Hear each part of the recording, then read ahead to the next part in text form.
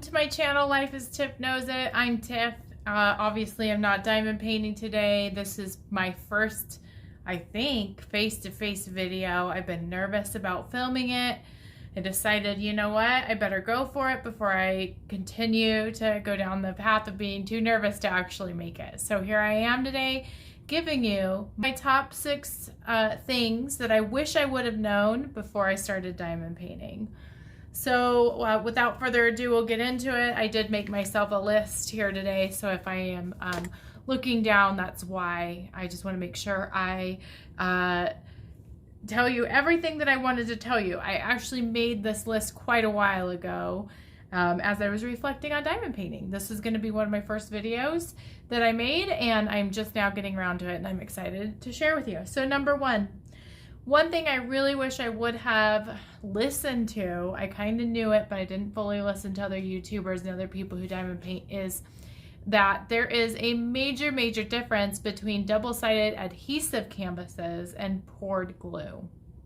One thing in particular I wish I would have recognized with double-sided adhesive is that the length of time between when you get your diamond painting and when you actually work on your diamond painting is extremely important, because the more time it sits, especially if you're not storing it correctly, I don't know who might do that, the more likelihood you're going to get rivers and bubbles. And if you're spending your time working on getting rivers and bubbles out, that is less time that you're giving yourself to actually complete the diamond painting and enjoy the experience. I have a massive diamond painting I'm working on right now that has major rivers and bubbles, and that was the reason why I almost exclusively only work with poured glue canvases at this point. All right, number 2 is the importance, in my opinion, by the way, my big disclaimer here is everybody has different opinions. That is okay if you don't agree with everything I say, because we're all different. We're all, like diamond painting for different reasons. One thing that's really important to me is having diamond artwork that is licensed. That became more of an issue for me the more I worked on diamond paintings. And it kind of really does play into that.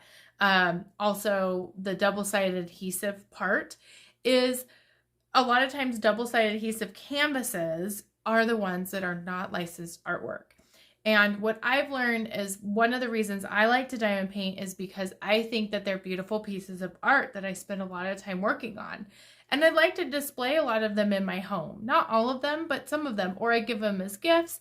And if I'm going to be looking at a piece of art that I spent a ton of time on, I don't want to have any weird feelings or cognitive dissonance about potentially stealing someone else's artwork, or the artist not being recognized for their work or compensated for their work. So that is something that's pretty important to me as a diamond painter, is that licensed artwork is guilt-free. And that's what I've learned through my experience.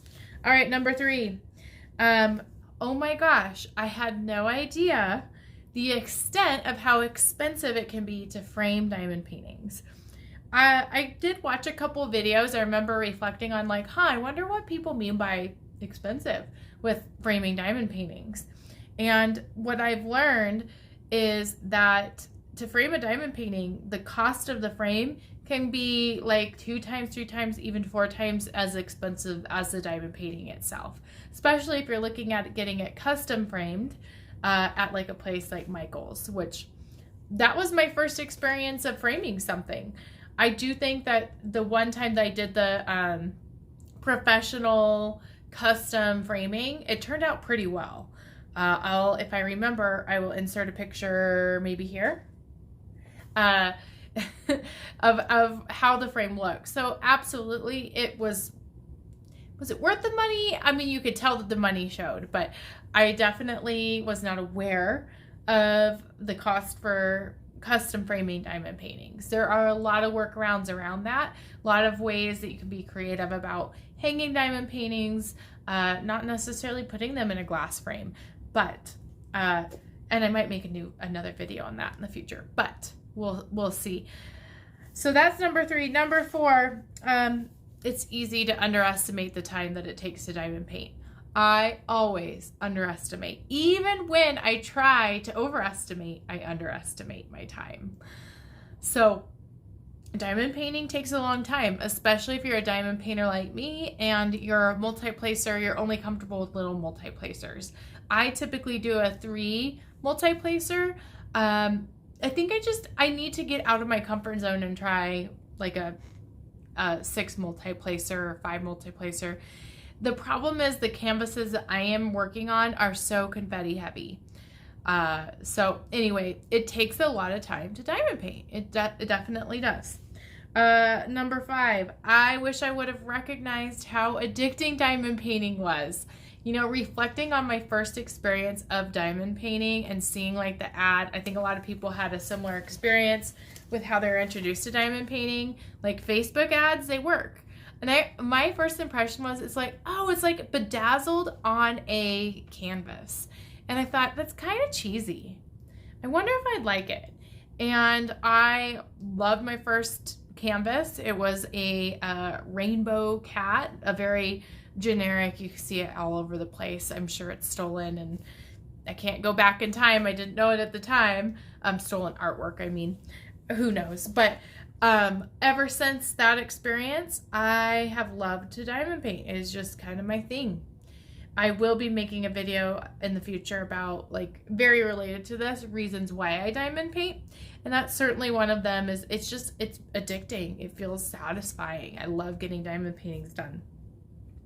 Number 6, and the last thing that I wish I would have known in the beginning of my diamond painting experience and journey is that I just looked at it. I have to look at it again. Ah, yes. It's less fun when I feel that there is a time frame to it. Like, I need to get a diamond painting done in a certain amount of time. It's much better for me personally to have like a loose goal, but also to focus on the experience of getting it done versus feeling rushed and feeling like I need to get it done in a certain amount of time. So those are my 6 things I wish I would have known. What is something that you wish you would have known when you started your diamond painting experience? Are they similar to mine? Are they different? I'd love to hear more in the comment section below. If you haven't already, if you're liking the content that I'm making for you, please consider subscribing. That means the world to me. It helps my channel grow and it gives me the confidence boost that sometimes I need to continue on my YouTube adventure. So thank you so much for joining me today in this video, and I will see you in the next one. Bye.